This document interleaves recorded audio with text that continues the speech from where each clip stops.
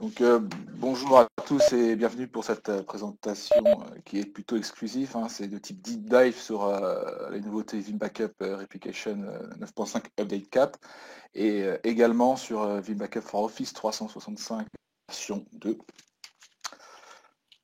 Donc, pour ceux qui ne me connaissent pas, je suis Christophe Argemo, je suis architecte solution chez Monaco Informatique Service Avant-Garde et en charge des offres associées à la protection et à la gouvernance des données. Et je te laisse te présenter, Jeff. Bonjour à tous, donc Jeff Angama, je travaille aussi chez Monaco Informatique Service et donc je suis développeur consultant Office 365 et SharePoint, donc pour tout ce qui touche au collaboratif, intranet, voilà. Donc l'objectif de cette présentation, c'est de vous présenter les nouveautés incluses dans la nouvelle version de Vim Backup version 9.5 Update 4, et ainsi que les différentes méthodes de sauvegarde pour Microsoft Office 365.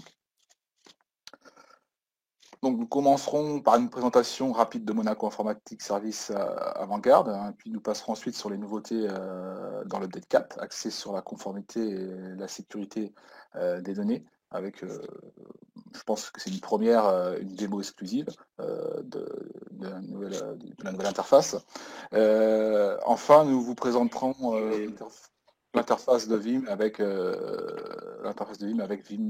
avec Office 365 et également une démo. Donc si vous avez des questions, n'hésitez pas à utiliser le chat.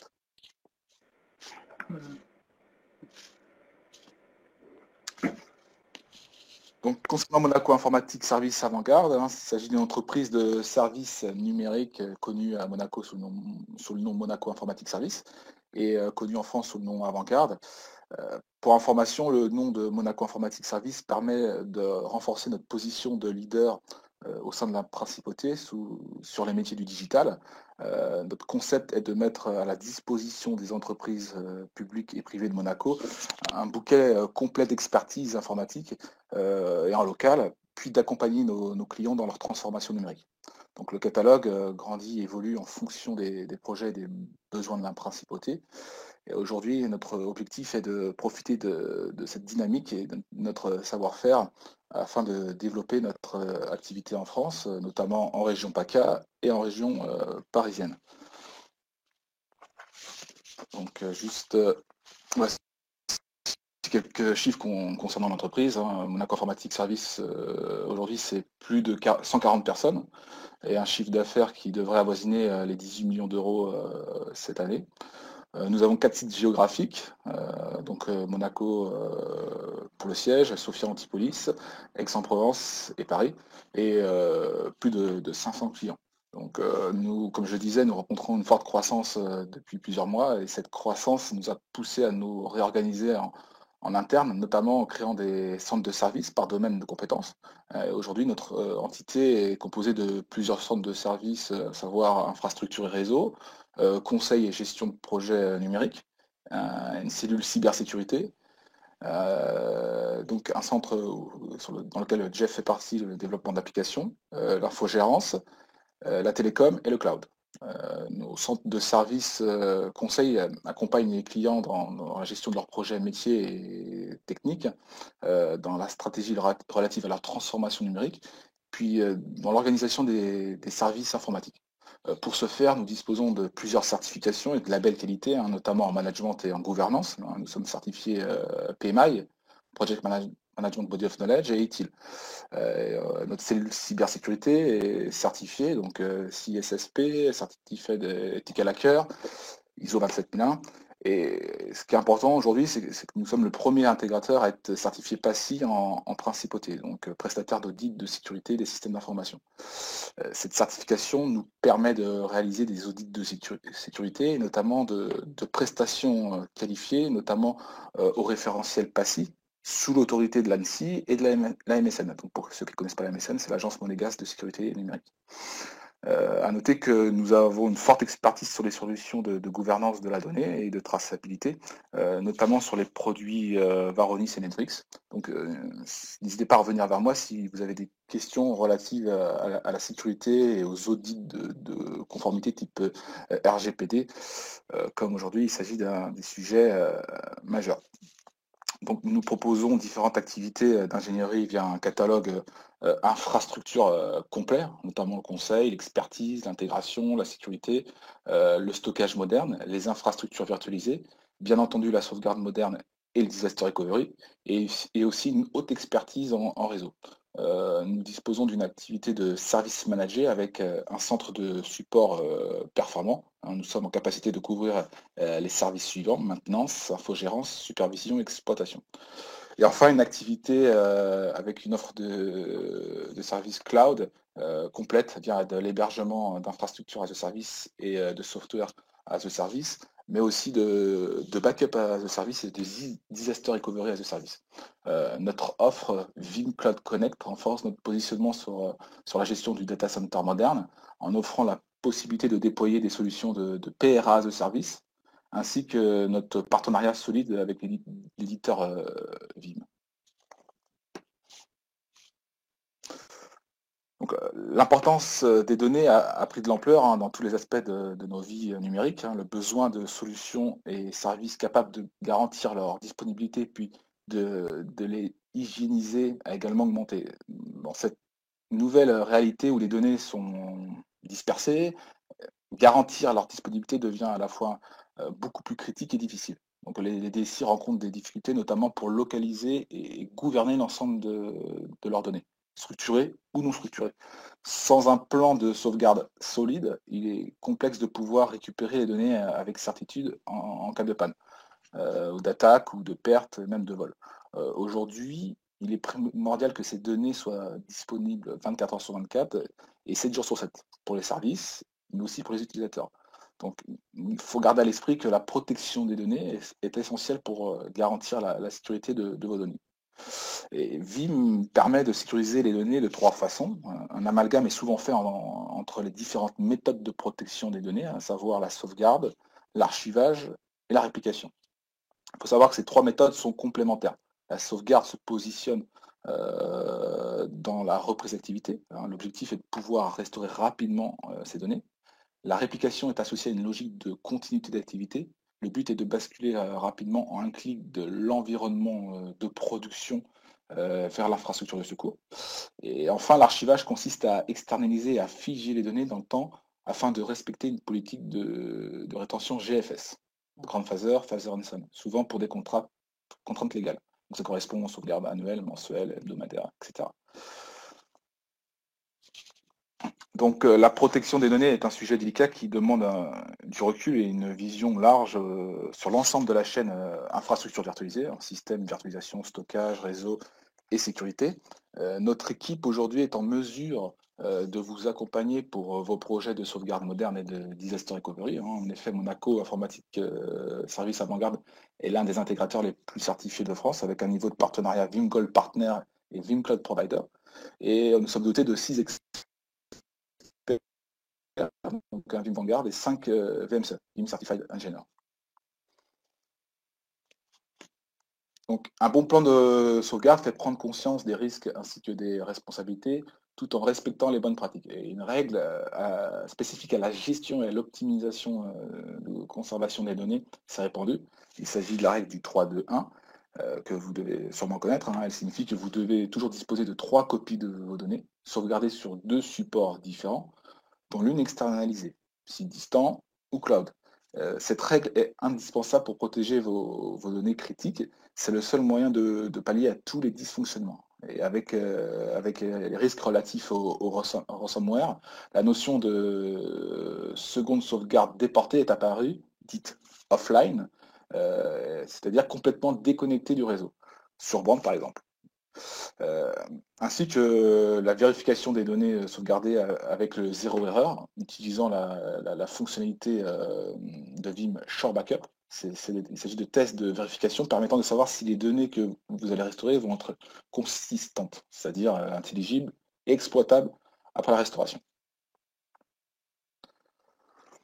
Donc voici un exemple type d'architecture de sauvegarde et de disaster recovery que l'on peut rencontrer aujourd'hui chez les clients Monaco Informatique Service Avant-Garde.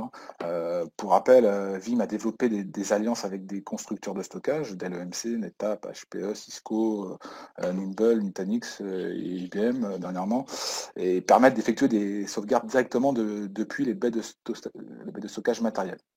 Ces dernières permettent de bénéficier de fonctionnalités d'intégration liées au stockage primaire, autrement dit de production. Le principe, on utilise le snapshot matériel de la baie de stockage qui est beaucoup moins coûteux en termes de performance et en conséquence cela réduit les impacts sur les machines virtuelles de production et ça permet aussi de régler le problème de commit à la suppression du snapshot VMware. Donc l'avantage, vous n'impactez pas votre production car les hyperviseurs ESX ne travailleront pas sur leur snapshot. C'est le proxy de sauvegarde Vim que l'on retrouve dans toutes les architectures de Vim qui va s'occuper de l'effectuer sur la partie sauvegarde et la partie de transfert de données. Il n'y a aucun montage de taster ni de resignature VMFS et il n'y a pas de configuration d'hôte à nettoyer. Donc ici on parle d'un environnement VMware, donc on va pouvoir tirer parti du CPT, du Change Block Tracking VMware, donc effectuer à chaque fois des sauvegardes incrémentales sans être contraint de passer sur tous les blocs.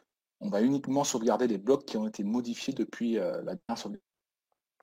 Donc ce mécanisme, en conclusion, au travers de ces baies de stockage, permet de réaliser des sauvegardes jusqu'à 20 fois plus rapides. Aussi, afin de respecter la règle du 3-2-1, une sauvegarde déportée intersite est réalisée. Cette sauvegarde externalisée pourrait également être poussée chez un cloud provider, certifié grâce à la technologie Vim Cloud Connect. Et donc au backup copy job, qui permet d'utiliser la fonctionnalité d'archivage GFS, Grand Phaser, Phaser Ransom. Pour fonctionner, Vim a besoin d'un serveur, donc un Vim Backup Server qui a le rôle d'orchestrateur.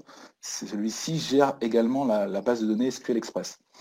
Donc, pour info, vous devez basculer vers une version SQL standard si votre infra est supérieur à 500 VM ou si vous réalisez de la sauvegarde massive sur bande, car ce job sollicite beaucoup la base de données. Et enfin, si vous n'avez pas de staging serveur pour les restaurations SQL ou SharePoint. Vous devez également configurer des proxys Vim. Les proxys Vim permettent de transférer les données de la source vers le support de sauvegarde. Il s'agit du moteur. Enfin, vous devez ajouter un ou plusieurs repositories. Donc, il s'agit des supports qui vont héberger les fichiers de sauvegarde. Concrètement, une SAN, un NAS, un disque dur, une appliance de déduplication, un partage FS, peu importe. Donc, nous souhaitions profiter de cette présentation pour vous donner quelques bonnes pratiques relatives à tous ces composants. Premièrement, le mode de transport. Il y a 3 modes de transport dans Vim. Donc, le Direct Storage Access, ou Direct SAN. Les données sont lues directement depuis la baie de stockage de production. Ensuite, le mode Virtual Appliance. Vim monte les snapshots des machines virtuelles depuis l'environnement VMware. Puis le mode NBD, donc Network, qui utilise l'interface VM kernel des ESX. Donc c'est le mode de transport le plus fiable, mais il est bridé par VMware à 40% de la bande passante afin de protéger le réseau de management. Donc en conséquence, il est moins performant. Donc quel mode de choisir pour vous? Pour les petits environnements, il est conseillé d'utiliser le mode Virtual Appliance, aussi appelé HotAD. Et pour les environnements petits moyens, plutôt le mode Direct SAN. Enfin, pour les gros environnements, le Direct SAN ou le mode NBD, mais avec des interfaces VM kernel à 10 Go. L'option parallèle processing, située dans le menu général de votre console Vim, doit être activée, car celle qui permet de paralléliser et de traiter les disques des VM pendant une sauvegarde. Donc, pour information, dans Vim, on parle de tâches. Une tâche égale un VMDK. Plus vous aurez de processing rate, donc le processing rate, il se calcule avec la quantité de RAM et de CPU que vous allez mettre dans vos moteurs de sauvegarde. Plus vous aurez de processing rate, plus vous pourrez traiter de tâches en parallèle, donc de machines virtuelles. Donc à noter qu'en version 9.5, le mode Direct SAN n'est peut-être pas le mode le plus performant, car Vim a changé ses mécanismes de traitement en interne. Donc je vous conseille de tester les différents modes. Aujourd'hui, je me recommande d'utiliser du réseau 10 Gigabit et il s'agit donc d'une bonne pratique qui est inclue dans le Best Practice Guide. Concernant le dimensionnement de l'architecture de sauvegarde, nous vous conseillons d'utiliser du stockage bloc et un contrôleur RAID performant. Parce que des fois, vous avez des disques qui sont assez performant, mais le contrôleur RAID l'est moins, et c'est lui qui devient le goulot d'étranglement. Et pour le formatage des partitions Windows, donc notamment pour les repositories en local, et mappées en iSCSI ou en attaché, les partitions NTFS doivent avoir un block size de 64 kg. Et vous pouvez envisager aujourd'hui de formater ces partitions avec le nouveau format qui est le Windows ReFS, Resilient File System, afin de profiter de la déduplication des sauvegardes full. Donc pour ceux qui ne connaissent pas, c'est une fonctionnalité qui fonctionne parfaitement depuis la version Windows Server 2016, et c'est une sorte de déduplication avec des pointeurs. Quand vous faites des sauvegardes synthétiques, c'est-à-dire des sauvegardes créées manuellement par Vim, il va détecter qu'il y a des blocs qui sont similaires entre toutes les sauvegardes full, et vous allez pouvoir tous les blocs similaires et identiques ne seront pas dupliqués. Donc vous avez un gain d'espace considérable. Pour ça, Vim recommande également d'utiliser des laines qui sont inférieures à 64 Tera. Donc, ce qui nous intéresse aujourd'hui, les nouveautés dans l'update 4. Donc, il y a beaucoup de nouveautés que vous verrez dans la prochaine version. Notamment, il y a un gros focus cloud avec l'intégration du bucket Amazon S3 et cette notion de tiering appelée archive tiers.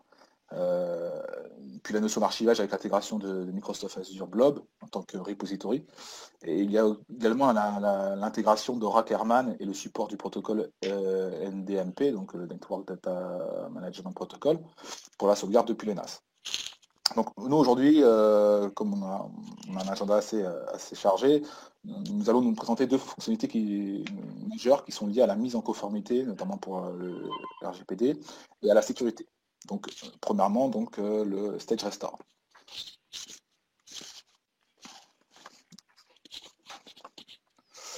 Donc le défi lié à cette nouvelle fonctionnalité, c'est donc la conformité RGPD et le droit à l'oubli. Stipule que les données à caractère personnel doivent être supprimées de tous les processus de production et les flux de production.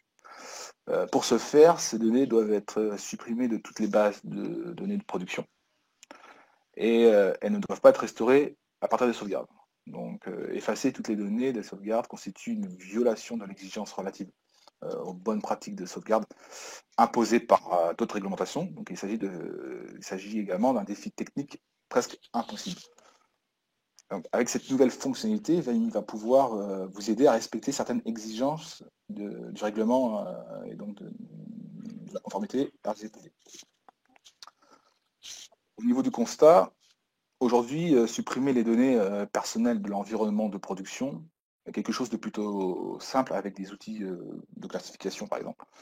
Cependant, ne pas restaurer les données personnelles à partir d'une sauvegarde, c'est aujourd'hui là-dessus qu'est l'enjeu, notamment avec Vim. Donc, Vim Data Labs permet d'utiliser des scripts de nettoyage. Donc ça, on va revenir sur cette fonctionnalité. Les mêmes que ceux qui utilisaient dans un environnement de production, puis de les exécuter dans une zone qu'on dit tampon, avant de remettre la machine virtuelle en production sans donner un caractère personnel. Donc c'est une nouvelle fonctionnalité qui est disponible dans le mode de restauration full VM Restore, donc pas dans le mode instant VM Recovery. Concrètement, avant de restaurer votre machine virtuelle sur votre environnement de production, vous allez vous allez mettre la machine virtuelle dans une zone tampon qui n'est pas en production. Vous allez nettoyer la machine virtuelle avec des scripts. Et une fois que la machine virtuelle sera nettoyée, vous allez pouvoir la repasser à la passer en production. Hop. Donc, qu'est-ce que Data Lab? En fait, je pense que la plupart vous connaissez déjà cette fonctionnalité. Data Lab était anciennement appelé Virtual Lab. Donc c'était les environnements bac à sable. Donc aujourd'hui, avec ces nouvelles fonctionnalités, Vim a changé le nom de la fonctionnalité et ça s'appelle aujourd'hui Data Lab. Donc pour faire cette zone tampon, Vim va faire transiter la machine virtuelle dans un flux temporaire en utilisant le bac à sable. Donc ça veut dire que la VM, avant d'être restaurée sur l'environnement de production, va passer dans le bac à sable. Vous allez pouvoir injecter vos scripts pour nettoyer les données que vous souhaitez retirer avant la mise en production. Comment fonctionne un bac à sable avec Vim, hein, c'est une fonctionnalité qui est qui intéresse beaucoup de clients parce que elle est brevetée par Vim hein, pour la plupart des composants, notamment le fait de pouvoir démarrer le bac à sable depuis vos repositories, depuis les conteneurs qui contiennent vos fichiers de sauvegarde. Donc vous n'avez pas besoin d'utiliser les data stores VMware. Les machines virtuelles dans le bac à sable démarrent depuis vos repositories. Et ça fonctionne grâce à la technologie brevetée qui s'appelle le vPower. Donc, alors, moi j'ai fait, on va se connecter sur l'interface tout à l'heure et j'ai fait quelques démonstrations.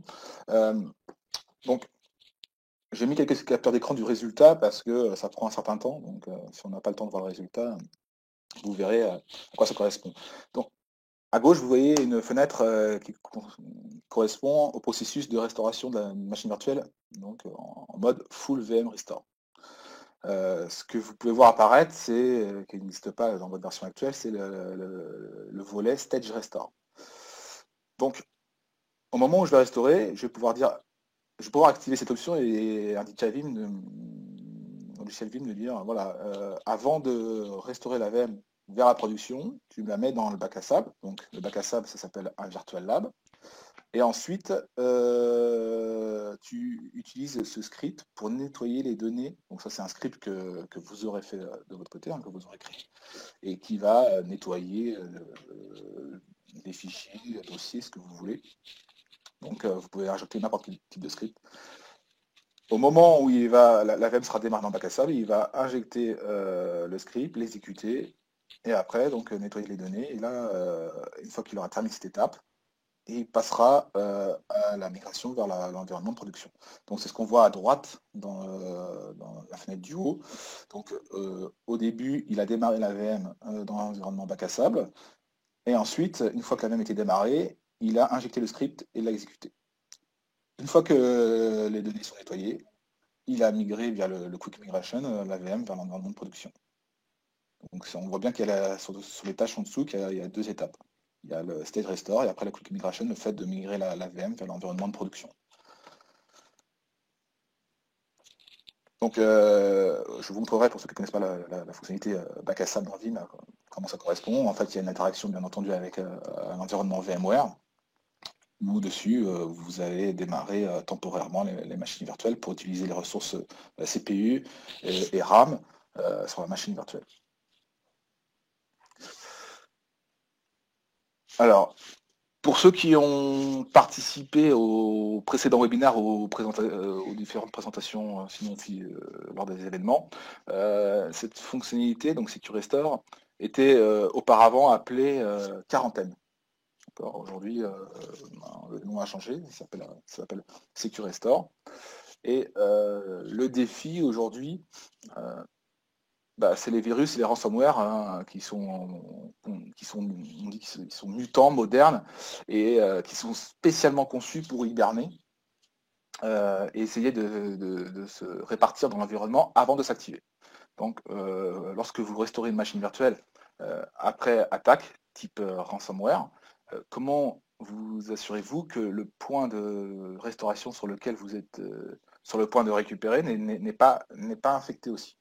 Donc cette nouvelle fonctionnalité d'analyse antivirus propose une analyse facultative, hein, qui n'est c'est pas obligatoire, sur le système de fichiers invités dans le cadre du processus de restauration au niveau de l'image.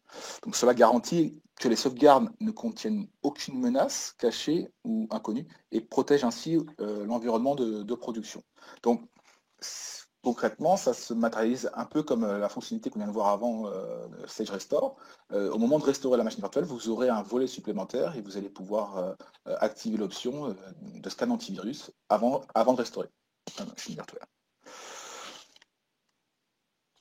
Donc cette nouvelle étape qui est facultative, hein, comme je disais, lors de restauration en mode image, fonctionne dans plusieurs parties. D'abord, on monte les disques restaurés de la sauvegarde sur le serveur de montage, donc le serveur Vim. Ensuite, on déclenche le scan antivirus des volumes, les volumes qui sont montés, donc les partitions, C, D, etc. Et après, on propose, Vim propose différentes options sur la façon de procéder si un virus est trouvé. Donc, les solutions antivirus supportées aujourd'hui, donc c'est Windows Defender, il y a aussi Symantec Protection Engine, il y a i7. Donc je ne sais pas si j'ai la liste à jour, il y a peut-être d'autres antivirus qui ont été inclus depuis. Mais il faut savoir que tous les antivirus qui ont une API en ligne de commande sont compatibles. Donc, et enfin, la mise en quarantaine permet d'effectuer des tests avec un antivirus qui peut être différent de celui de votre antivirus de production lors de la restauration. Donc ça, vous avez un scan, c'est un scan différent de votre antivirus qui est installé sur les machines virtuelles de production. Et aussi pour revenir sur le RGPD, le règlement il stipule que vous devez vous assurer que vos sauvegardes sont récupérables. Donc la vérification est incomplète sans scan antivirus. Donc Vim a donc ajouté cette option SecureStore dans la fonctionnalité Sure Backup, donc dans les bacs à sable. Donc pareil, je vous ai ajouté quelques captures d'écran. Donc on voit à gauche, comme tout à l'heure, le processus de restauration d'une machine virtuelle entière. Et avant le Stage Restore, j'ai le volet SecureStore et vous avez possibilité d'activer le scan antivirus avant la restauration. Pareil dans la partie bac à sable à droite, ici ce que vous voyez c'est un job de Sure Backup, vérification des sauvegardes, et vous avez possibilité de scanner les volumes lorsque la VM est montée en bac à sable. Voilà le résultat. Donc, avant de passer à l'étape de restauration, donc on voit que c'est entouré en bleu, vous avez le scan antivirus. Donc c'est pour ça que je l'ai fait, je me suis permis de le faire tout à l'heure, parce que vous avez vu, ça a pris, juste pour la partition C, ça a pris 1 heure. Mais donc voilà à peu près voilà à quoi vous attendre comme résultat. Et à droite, vous voyez qu'il a monté les partitions, donc on voit le file level restore pour monter les volumes sur le serveur Vim afin de les scanner.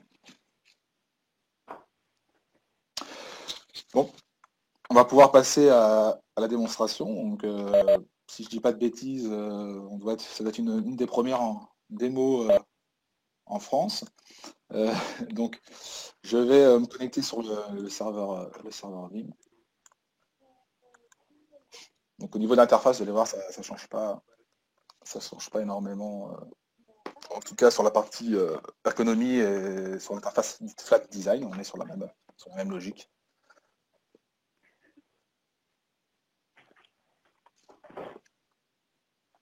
Donc bon, là, sur un environnement VMware, ici je vous expliquerai la console à gauche, vous avez un resource pool qui est créé automatiquement par Vim, et c'est là-dedans qui est le bac à sable. Donc c'est Vim qui utilise et qui génère ces appliances, ces proxys. Mais c'est intéressant de faire la comparaison entre la console Vim et la console VMware. Donc voilà, donc on est sur l'interface en Update 4. Première chose, la partie backup infrastructure, c'est là où vous pouvez modifier tout ce qui est les composants relatifs à l'architecture, ajouter les repositories, etc. Donc, ce que vous connaissez, la partie virtualisation avec l'ajout de vCenter, d'Hyper-V, ce que vous voulez, et des nouveaux menus qui apparaissent, notamment c'est External Repository. Vous allez pouvoir rajouter des nouveaux types de repositories, notamment pour tout ce qui est cloud. Donc on voit le Amazon, le S3. Et donc c'est intéressant parce que Vim introduit cette notion de tiering. Alors je ne sais pas si vous connaissez le Scaled Backup Repository, autrement appelé Sober, qui existait déjà. Le Sober, c'était le fait de créer un conteneur logique, donc un repository virtuel, et d'ajouter plusieurs repositories physiques dedans. Par exemple, vous pouviez rajouter dans ce repository logique 3 NAS. Si vous avez 3 NAS de 10 Tera, et ben vous aviez un repository virtuel à 30 Tera. Plusieurs bénéfices, c'est le fait de dire que si dedans vous aviez un NAS avec un stockage en SATA, donc du stockage plutôt lent, et un serveur physique avec des disques en SAS, bah, vous pouvez dire je vais mettre les incrémentiels sur les disques rapides, donc sur les disques SAS, et les sauvegardes full sur les stockages plus lents, donc le stockage SATA. Également, ça permettait de faire du failover de repository. Si vous aviez un des repositories physiques qui était plein, le serveur Vim continue à faire ses sauvegardes et bascule sur un autre repository. Ça permettait de faire ce genre de choses.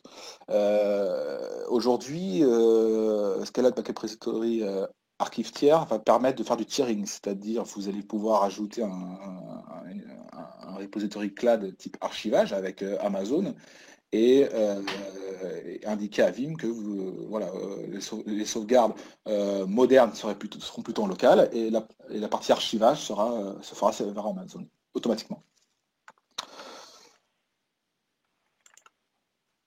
Donc au niveau des nouvelles fonctionnalités,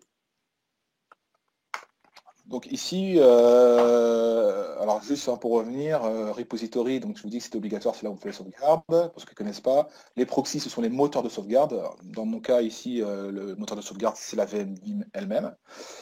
Et ensuite, l'orchestrator, bah, c'est la console que vous voyez à votre écran. Ensuite, donc j'ai créé moi un job de sauvegarde en local et j'ai un job de Sure Backup. Le Sure Backup, c'est ce qui permet de faire, comme je disais tout à l'heure, la vérification des sauvegardes. Et ce Sure Backup ici, ce job, repose sur un Virtual Lab. Le Virtual Lab se configure dans la partie Backup Infrastructure. Vous voyez ici, j'ai une notion de Sure Backup et de Virtual Lab Application Group. Tous ces composants sont obligatoires pour faire du Sure Backup. Le Virtual Lab, c'est le back SAB, c'est le moteur. Donc c'est la partie ressources. Dans un Virtual Lab, c'est là où je dis, OK, le bac à sable, il démarre sur tel nœud ESXi. Il utilise telle ressource, etc. Ensuite, les application groups, c'est des groupes de VM que vous allez tester, parce qu'on ne teste pas toutes les machines virtuelles en même temps. Souvent, on crée des application groups, donc c'est des groupes de VM dans lesquels on va retrouver une logique de dépendance les unes aux autres. Par exemple, si vous testez une VM applicative qui est éclatée sur plusieurs machines virtuelles, donc les deux IS d'un côté, la base de données de l'autre, l'applicatif sur une troisième, ben vous allez rassembler toutes ces VM au sein d'une application group et vous allez tester l'ensemble de ces VM dans un même bac à sable. Donc une fois que j'ai mon virtual app, que j'ai mes application group, je peux créer un job de Sure Backup. Donc, pour ceux qui n'ont jamais vu l'interface, on va éditer. Donc c'est comme un job de sauvegarde, hein, je mets un nom et je vais lui indiquer quel Virtual Lab utiliser. Donc j'en ai qu'un. Quel type d'application group. Donc vous voyez, on met toujours le domaine contrôleur en premier parce que pour qu'il ait la corrélation à l'intérieur. Donc on lui précise bien les rôles qu'il a, hein, DNS, domaine contrôleur, etc. Et ensuite, bah, vous voyez que si je le souhaite, il y a cette nouvelle fonctionnalité ici, Secure Restore, et je vais pouvoir lui dire, lorsque tu réalises les tests de vérification des sauvegardes, à savoir les tests dans un Sure Backup, c'est le ping test, le démarrage de la VM, le ping test, le heartbeat test, le script test en fonction de ce qu'il y aura comme applicatif à l'intérieur. Et bien, lors de ces étapes-là, je vais pouvoir lancer un scan d'antivirus. Donc, ça, c'était pour la partie Sure Backup. C'était pour vous expliquer un peu comment fonctionne le bac à sable. Parce que c'est utile pour la nouvelle fonctionnalité qui est le stage restore. Pour vous montrer un petit peu ce qu'on est capable de faire, bon, moi, je vais sur mon serveur de fichiers. Hein, j'ai quelque chose de très simple. Dessus, j'ai un D, j'ai un share, j'ai un partage. Et voilà, ici, j'ai peut-être des données à caractère personnel. Donc, par exemple, j'ai utilisé Jeff. Donc, par exemple, j'ai deux fichiers Jeff, sa photo, beau gosse. Et j'ai un RIB. Donc sa photo, ça me pose pas de problème. Par contre, j'ai son RIB ici, et là, c'est pas bon, parce que si je dois restaurer, je ne veux pas garder son RIB. Je peux garder sa photo, mais je peux pas garder son RIB. C'est un exemple. Donc il va falloir avant de restaurer cette VM, il va falloir que je supprime ce fichier. Donc les scripts, vous devez les concevoir vous-même, et vous devez les stocker, les conditionner sur votre serveur de sauvegarde. Moi ici, je suis revenu sur mon serveur Vim, et dans la partition système source, j'ai créé un simple script ici. Donc je vais vous montrer. C'est très simple, c'est juste supprimer le fichier JPEG qui correspond au RIB de Jeff. Donc, maintenant que j'ai mon script qui est positionné, je vais pouvoir faire une restauration full, comme on dit, en tailleur VM Recovery. Donc, pour ce faire, je vais dans le ruban qui fait un peu penser à un ruban Office dans la console Vim. Vous allez voir, le menu a un peu changé pour la partie restauration. Là, vous avez une étape supplémentaire. Vous pouvez choisir soit faire de la restauration depuis les backups ou depuis les réplicas. Donc, je fais depuis les backups. Ensuite, je choisis quel type de restauration je veux faire. Soit c'est de la VM entière, soit c'est de la restauration granulaire de fichiers, ou soit c'est de la restauration spécifique type applicatif, donc par exemple d'objets Exchange, à SharePoint, etc. Donc, nous, c'est une restauration entière et de type entire, complète. Ensuite, je vais chercher ma machine virtuelle de production. Alors, hop, c'était mon serveur de fichiers. Voilà, mon file serveur. Donc, dans la partie des modes de restauration possibles, vous avez toujours les mêmes. Je restaure à la position d'origine, donc j'écrase la machine virtuelle actuelle. Je restaure vers de nouvelles localisations avec des paramètres différents. Ou cette nouvelle fonctionnalité, donc State Restore, donc c'est ce qu'on va choisir. Le fait de mettre en bac à sable avant. Donc, je veux démarrer le bac à sable, je veux que la VM restaurée démarre sur le nœud numéro 3. Voilà.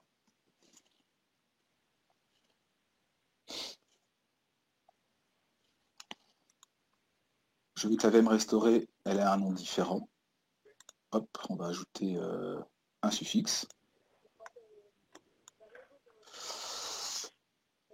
Et ensuite, je veux que la VM, quand elle sera restaurée, je veux que sa carte réseau soit déconnectée pour éviter les conflits. Petite parenthèse, donc vous voyez ici que je peux activer le Secure Restore, le fait d'activer le scan antivirus avant de restaurer.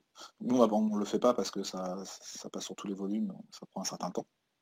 Mais j'ai juste à cocher ici, et ça fera le résultat que vous avez vu tout à l'heure sur la présentation. Ensuite, je sélectionne le Virtual Lab. Je vais aller chercher le script que j'ai créé.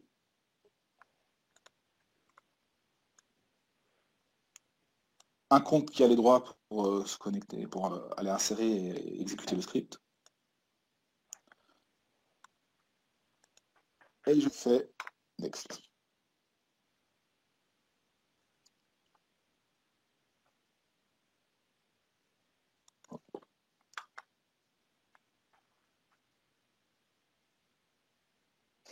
Donc, ce qui se passe maintenant, c'est que le serveur Vim est conscient qu'il va devoir nettoyer la machine virtuelle avant de la restaurer, donc il va démarrer le bac à sable, donc on voit qu'il démarre le Virtual Lab.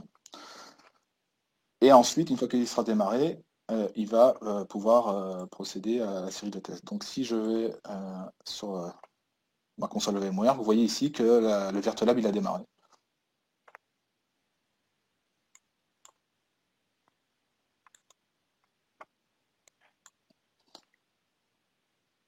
Donc après, ça va prendre un certain temps, le temps de monter en bac à sable. Donc, vous aurez le résultat qui sera qui est ici. Si je reviens en arrière. Donc, il a démarré le bac à sable, il va publier la VM, il va démarrer le file server. Et ensuite, une fois qu'il sera démarré, il va injecter le script dans l'exécuter. Une fois que ce sera fait, il pourra faire un quick migration et migrer la VM du bac à sable vers l'environnement de production. Et lorsque vous démarrez votre VM et que vous irez dans les répertoires, vous n'aurez plus le fichier que vous avez décidé de nettoyer avant la restauration.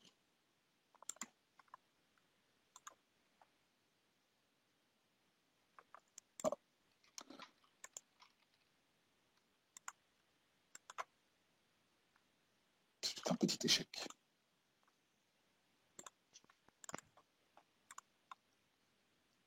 Ah, j'ai déjà fait, c'est pour ça. Donc là, comme j'ai déjà fait la manipulation juste avant, il me dit que le nom existe déjà.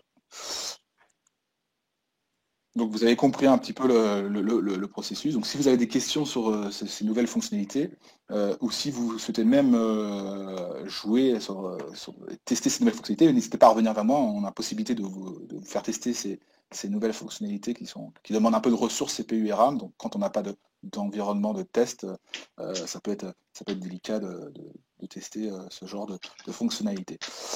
Donc je vais passer la main à Jeff. Il est déjà 45. Merci Christopher. Donc moi c'est pour la partie Office 65, je te laisse gérer le clavier Christopher. On a quelques soucis. Donc déjà les données d'Office 65, il y a pas mal de services, donc notamment les plus connus, Outlook, SharePoint et OneDrive. Donc qu'est-ce que Vim Backup pour Office 65 V2 prend en compte? Donc ça va être la sauvegarde des mails, des pièces jointes, tout l'historique, enfin toute une partie Exchange. Côté SharePoint, ça va être tous les espaces collaboratifs, donc documentaires, ou bien quand vous y mettez de l'information, une liste de contacts par exemple, va pouvoir être mise dans SharePoint. Donc tous vos sites. Et OneDrive, lorsque vous faites de la sauvegarde de vos données personnelles dans OneDrive, ou bien lorsque vous faites le partage des documents vers des collègues extérieurs, enfin comment dire, des employés extérieurs ou des prestataires, vous pouvez très bien les partager dans votre OneDrive. Donc il y a plein d'autres services dans Office 65, tels que Teams ou Power BI. Indirectement, ils sont pas backupés, mais comme ces services reposent sur SharePoint, notamment OneDrive et Outlook, les données, on va dire qu'elles le sont par Vim. Donc si tu peux aller au slide suivant, Christopher. Donc quelques statistiques. On pense que quand on a hébergé toute son infrastructure chez Microsoft, donc le cas pour Office 65 ou d'autres solutions SaaS, on pense que cet éditeur va sauvegarder nos données. Donc oui, il le fait dans une certaine mesure. Par exemple, pour OneDrive, il va garder un certain nombre de jours les données jusqu'à ce que le quota n'est pas atteint. Donc il y a 50% des entreprises qui comptent sur ces éditeurs pour sauvegarder leurs données. 100% qui pensent, quasiment 100% qui pensent que ça va être restauré sans problème. Et en vrai, il y a quand même 60% d'entreprises qui perdent leurs données. Donc d'où une solution de type Vim pour sauvegarder ces données. Donc, slide suivant, c'est en fait quelles sont les raisons de suppression. Donc on se rend compte que la majorité sont dues aux actions utilisateurs. Donc par exemple un utilisateur qui va vider sa corbeille ou supprimer par erreur ou faire beaucoup de modifications. Et toutes ces modifications ne vont pas être gardées parce qu'au bout d'un moment il y a un quota qui est atteint, notamment avec SharePoint ou OneDrive, qui va supprimer les fichiers les plus anciens pour que les nouvelles versions se sauvegardent. Il y a aussi d'autres causes. Par exemple, un développeur qui développerait une fonctionnalité et qui par erreur supprimerait des fichiers. Donc on le fait, hein, quand on fait des développements sur SharePoint par exemple, on peut créer des composants qui vont récupérer, je sais pas, les fichiers du OneDrive de l'utilisateur en cours et les mettre dans dans un autre espace. Donc si on se trompe et qu'on les supprime sans passer par la corbeille, par exemple, il reste plus que des solutions de backup pour les restaurer. Donc il y a d'autres raisons telles que les malwares, les piratages, etc.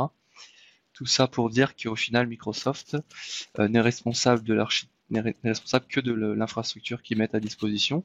Ils ont un certain nombre d'outils pour sauvegarder les données, mais ça reste la responsabilité du client, enfin, donc la personne qui possède Office 365, de mettre en place les solutions pour sauvegarder les données et s'assurer qu'elles sont restaurables dans le temps.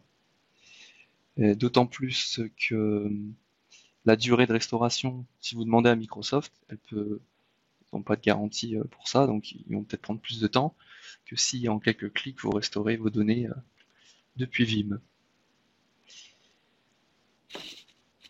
Donc ça, c'est un slide pour vous expliquer que Office 365 va garder un certain nombre de temps les données via les corbeilles de premier niveau, second niveau. Donc la première ligne, c'est pour la partie Outlook. Donc s'il y a l'archivage qui est configuré, ça va garder les données. Deuxième partie, c'est tout ce qui est corbeille. Donc la corbeille va garder les données pendant un mois. Puis lorsque ça va atteindre cette durée, les données vont être définitivement supprimées. Même cas pour la dernière ligne, c'est-à-dire que si un employé quitte l'entreprise et qu'on lui désactive son compte Office 365 et qu'on le supprime, ça va rester 30 jours dans la corbeille de Active Directory Online et après les données seront perdues. Même chose quand vous créez par exemple des planeurs, donc qui est l'outil un peu Trello d'Office 365.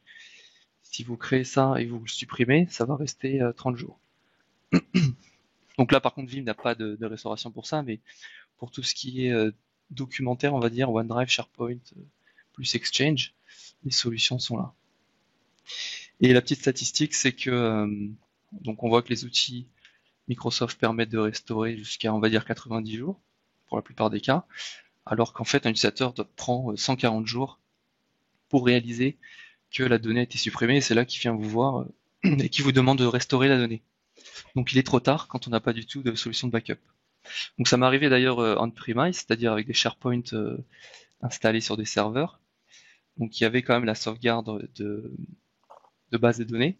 Donc on a dû passer, je pense, 4 heures à restaurer des données parce qu'il n'y avait pas de solution type Vim qui en quelques clics permet de restaurer de manière granulaire. Donc voilà, il faut qu'on pousse ces outils un petit peu. Même s'il y a des backups SQL. Et donc sur tous les services Office 365, ce que j'ai pu voir, c'est que voilà les services qui sont sauvegardés par Vim. Et sur le slide suivant, on a tous les autres services. Donc ça, c'est le tableau périodique qui est disponible sur Internet. C'est un MVP Office 365 qui a fait ce tableau, où il liste un peu tous les services dans Office 365. Donc j'avais essayé de mettre en vert ici tout ce qui était en fait backupé par Vim. Donc il y a des choses où il n'y a pas vraiment de données, donc il n'y a pas sens. Mais c'est plus pour avoir une vue pour quelqu'un qui fait du Office 365, de quel est le cœur de métier, on va dire. Donc si on passe à la démo, j'ai dû ouvrir sur le TeamViewer ma boîte mail. Donc là, tu peux supprimer cet email. Imaginons que c'est un mail qu'on avait supprimé, qui est passé par la corbeille et qui disparaîtra. Là, on est sur la boîte Exchange. Donc je suis allé sur office.com dans ma boîte Outlook. Et donc côté Vim. Donc pour ceux qui n'ont jamais vu l'interface Vim Backup for Office 365, juste premièrement, Vim il garde la même logique de simplicité d'utilisation et d'ergonomie. Donc le produit n'est pas intégré dans Vim Backup et Réplication, c'est un produit distinct, mais on garde la même logique. Donc simple d'utilisation, efficace, performant. Voilà. Donc ce qu'on a fait là, c'est qu'on a ajouté l'organisation Office 365. Voilà, j'ai créé un tenant de dev exprès pour cette démonstration, alias Jeff. Donc j'ai dû entrer mes identifiants administrateurs et faire quelques configs pour que Vim y accède. Ça s'est fait assez simplement. Donc on voit que tu as créé beaucoup de jobs, beaucoup de tests. Voilà. Donc par exemple le mail que je viens de supprimer, il est dans le premier.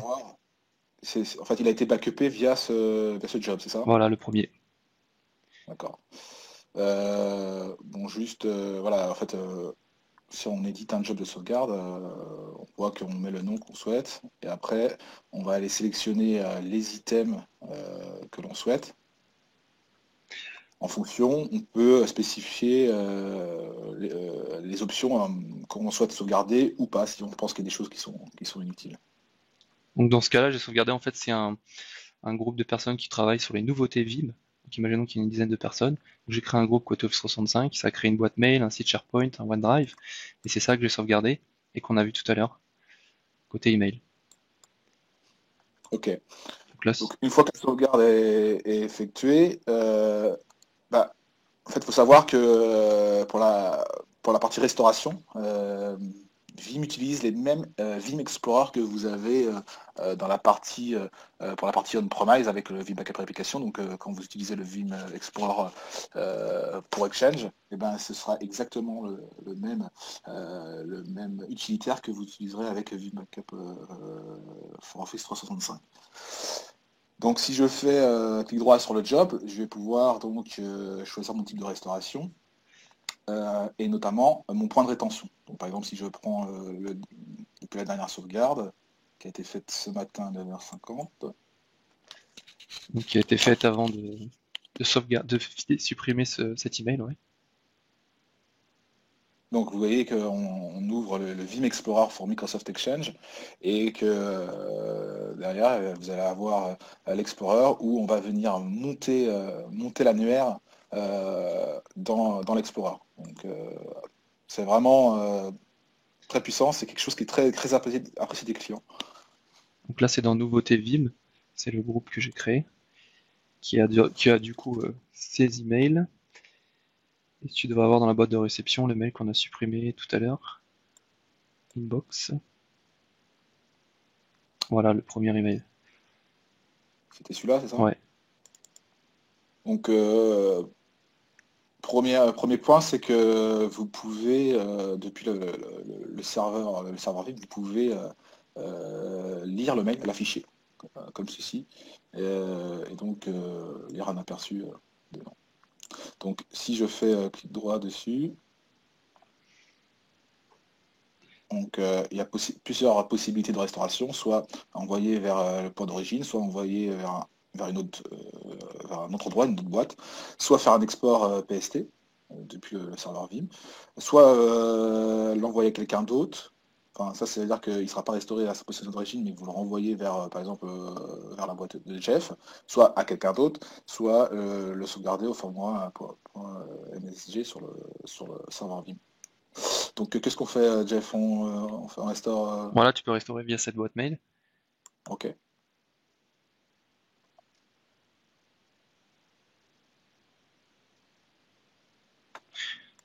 Donc le principe pour un SharePoint ou un...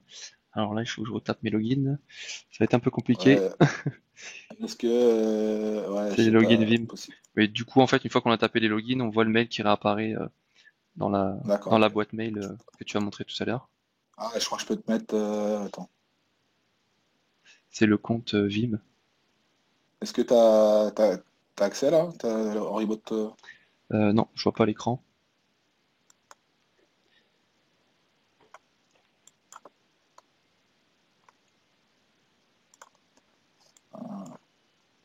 Je t'ai mis en présentateur en fait. Ouais. Attends. Je vais. Tu peux me remettre en présentateur?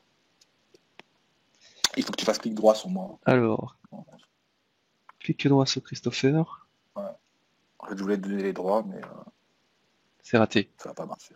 Bon, C'est de toute raté. façon, une fois qu'on s'est authentifié, sûrement pour s'assurer que Vim a toujours les droits. C'est bon, tu es présentateur? Ouais, ouais, c'est bon.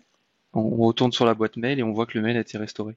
Donc le principe serait le même pour OneDrive et SharePoint. Donc c'est-à-dire que très rapidement, vous allez pouvoir restaurer les données aux utilisateurs en quelques minutes. Donc moi qui étais D'accord. novice avec Vim, en effet, c'était quand même intuitif. Ouais, c'est vrai que c'est ta première utilisation de Vim, hein, finalement. Enfin, bah, est-ce que tu pourrais nous faire un petit retour sur ce que tu penses du produit, facilité d'utilisation, enfin, combien de temps t'as pris pour prendre en main le produit, pour comprendre?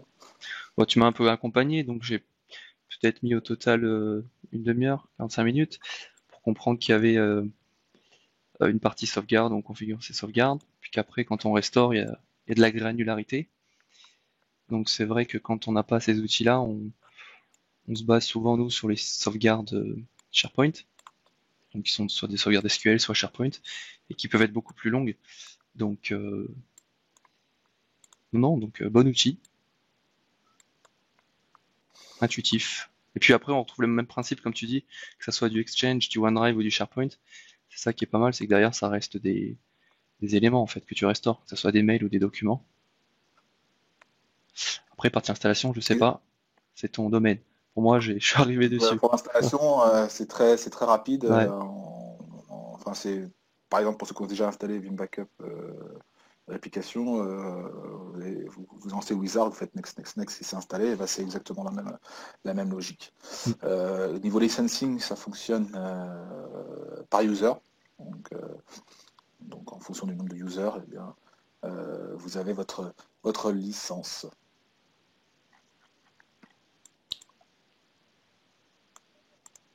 voilà, donc J'avais- j'arrive au bout de la démo. Peut-être s'il y a des questions supplémentaires.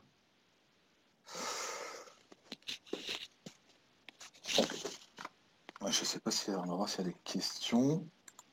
En fait, en haut, tu peux lancer le chat. Ouais.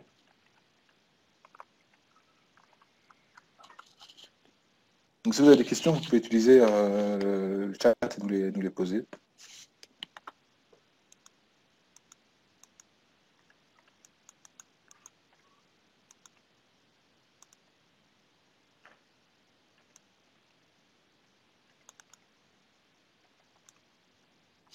Je ne sais pas si Thomas, tu as référencé des questions de ton côté. Non, j'ai pas de questions.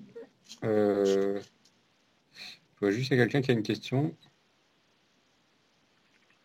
Il y a quelqu'un qui a dit j'ai une question, mais il n'a pas encore posé. Moi, j'ai une question. Les crédentiels étaient celles de l'user ou de l'admin? Donc je pense qu'il parle de Backup for Office 65. C'était Euh, c'était le compte admin. En fait, côté Office 365, il faut ouvrir des droits pour, on va dire, un compte de service. Donc là, c'était plutôt les identifiants du compte de service. Et on a une autre question. Pour le moment, le backup Vim pour Office 365 ne permet la sauvegarde que directement sur le stockage local du serveur Vim. oui.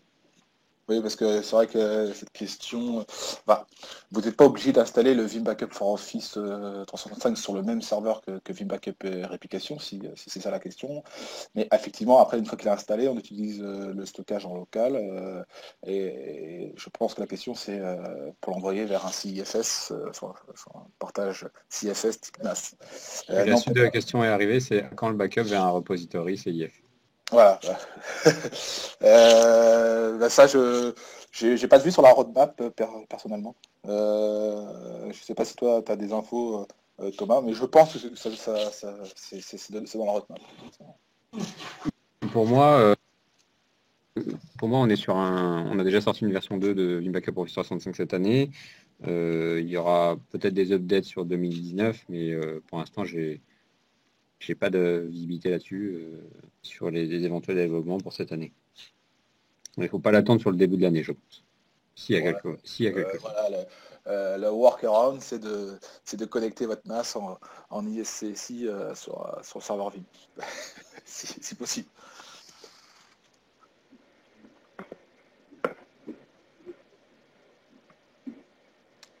Euh, Jeff, tu pourrais reformuler ta réponse, parce que la personne pour la question 65 a perdu la connexion audio D'accord. pendant quelques secondes. Ok. Donc en fait, je disais que la question c'était quels sont les identifiants à entrer lors de la restauration. Donc c'est en fait le compte qu'on a configuré admin pour Vim.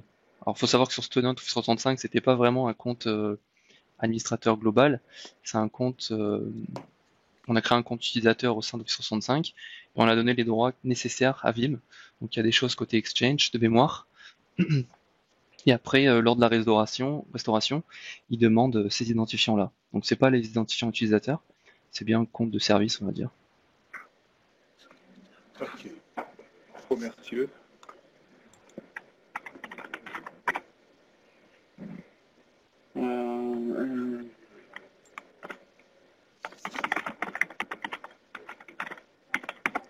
J'ai Il y a une nouvelle question. Si, t'as Si j'envoie l'update 4 offre la compatibilité avec vCenter 6.7 update 1. Oui. Actuellement, c'est vrai qu'il y a eu ce bug identifié que Vim a vite corrigé de leur côté en sortant un workaround, hein, il y a un KB qui est disponible. Et dans l'update 4, update 4 sera complètement intégré dans la nouvelle version. Est-ce que tu penses qu'on peut restaurer tout un site SharePoint comme ça, surtout?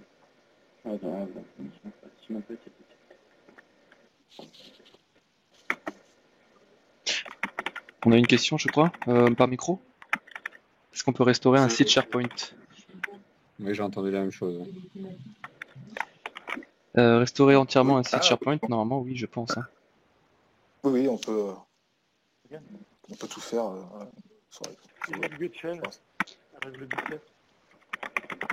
fait, il y a des personnes qui devraient avoir le micro activé. Moi, je les entends à distance.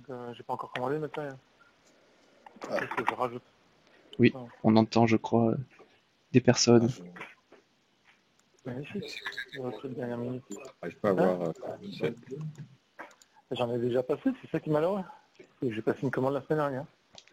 Ouais, faut que je recommence. Et on arrangera. Bon, ça va, il nous reste combien de laptops en fait? On peut mute les personnes, Thomas? J'ai essayé de trouver laquelle c'est pour la... Oups, désolé. Pas de souci. Je crois que j'ai une question pour la solution. Pour la solution Secure Restore, quid du scan des éléments décrits comme dormants s'ils n'ont pas été détectés au moment de l'infection, comme être sûr que le scan avant la restauration soit exhaustif. Donc c'est vrai que même cette question elle est aussi pour un fichier à donner un caractère personnel, par exemple pour comment savoir où était mon fichier avec le nom d'utilisateur qui correspond à Béatrice par exemple et avec son numéro de sécurité sociale. Après, moi j'ai montré en fait, ce qu'il faut savoir, c'est qu'il est possible d'injecter n'importe quel type de script. Donc, après, effectivement, ça va être en fonction de chaque client, chaque système d'information différent. Il faut savoir que vous pouvez faire des scripts très simples ou des scripts beaucoup plus complexes. Donc, ça va être en fonction de votre organisation et de comment vous allez créer le script que vous allez pouvoir nettoyer vos données. Mais effectivement, si vous avez, c'est plus si vous avez un outil aujourd'hui, c'est vrai qu'avec tous les projets RGPD en cours, il y a la notion de solution de gouvernance qui apparaissent, même si ça existait déjà.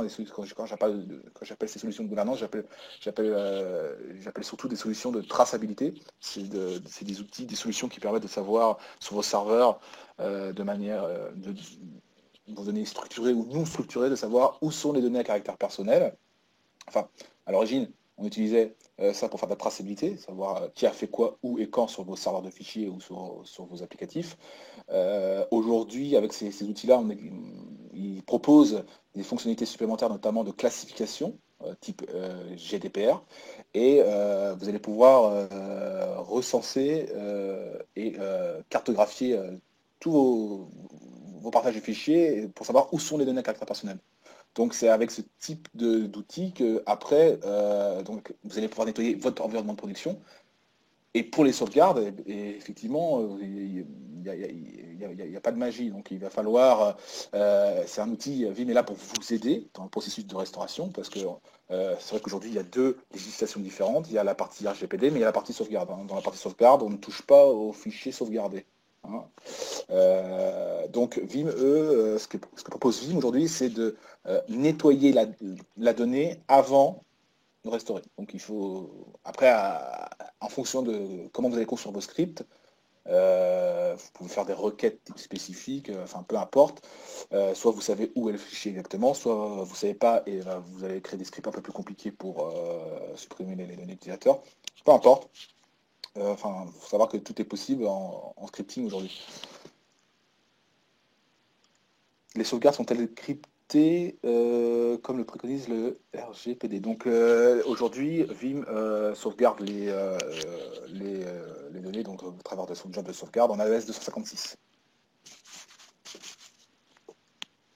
Donc oui.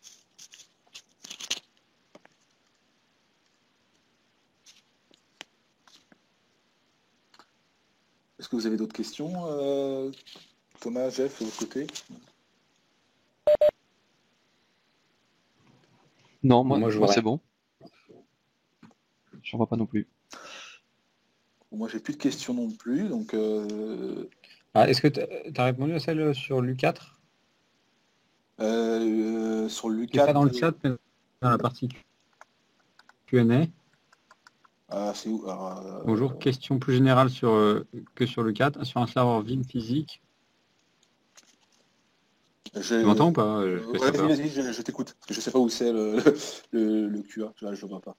Alors bonjour, question générale plutôt que sur le 4, sur un serveur Vim physique en mode SAN est recommandé sur un serveur Vim virtualisé. Y a-t-il intérêt à essayer le mode SAN plutôt que le ODAD, bien que on passe par le NetStack VMware? Y a-t-il un gain? Temps de montage de disque. Aujourd'hui, depuis la 9.5, je préconise de tester les... Alors si vous avez un environnement distribué, une architecture un peu avancée, du 10 gigas, de la baie de stockage avec snapshot matériel, de la fibre, des choses comme ça, et un peu de perf sur le serveur Vim, je recommande de tester les 3 modes de sauvegarde. Hein, je l'ai fait chez un client qui était connecté tout à l'heure, je l'ai vu. On a fait un bon test en testant la même chose sur les 3 modes différents. Et aujourd'hui, d'un client à l'autre, ça peut varier. Ça veut dire que vous pouvez être plus performant en DirectSAN, vous pouvez être plus performant en NBD, donc sur du 10 gigas, hein, je parle pas sur du 1 giga, c'est mandatory, ou sur le HotAD. Pourquoi? Parce que chaque infra, système et réseau est différente. Donc en fonction des perfs que vous pouvez en tirer, vous allez être plus efficace dans un mode ou dans l'autre. Concrètement, ce que je remarque aujourd'hui, c'est que le HotAD est vraiment intéressant. Alors, ok, il utilise des ressources sur chaque nœud. Hein. Donc le HotAD, pour qu'il soit performant, il faut que vous ayez un proxy virtuel par nœud. Comme ça, en fait, chaque VM hébergé sur chaque nœud sera traité par le proxy qui est sur le même nœud. Et le gain, c'est que tous les flux restent sur le nœud SXI, rien ne sort, à part pour aller au repository, bien sûr, mais sinon tout reste en local sur le nœud. Et là, en plus, vous multipliez le nombre de proxys, donc vous pouvez être beaucoup plus performant. J'ai un client qui était connecté tout à l'heure, en hot add, pourtant hein, ils avaient de la fibre, etc. On avait testé du DirectSAN. Ils étaient 4 fois plus performants en hot add. Donc à tester. À tester. Après, cette vérité-là peut être différente chez un autre client où, par exemple, s'il a des HPE 3 parts avec les snapshots 3 parts, intégration complète dans Vim, et bien en DirectSAN, peut-être que ce sera beaucoup plus performant qu'en HotAD. L'avantage dans ce cas-là, c'est que vous n'impactez pas l'environnement VMware. Tous les flux passent de la baie de stockage 3 parts vers le repository.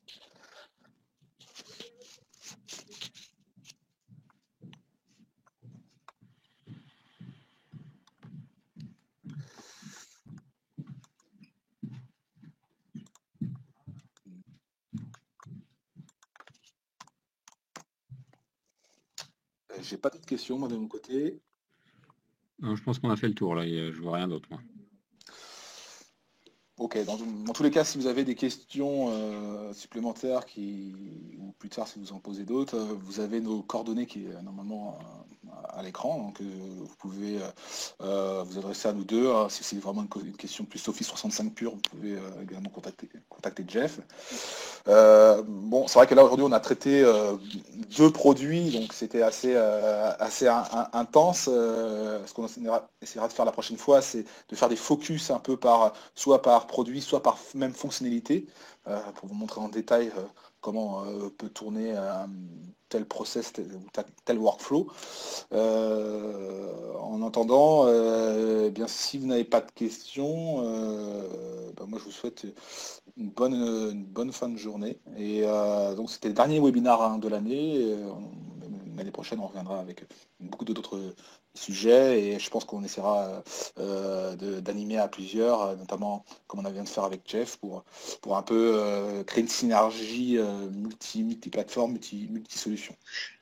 Merci du coup pour l'invitation et merci aux personnes qui ont participé au webinaire.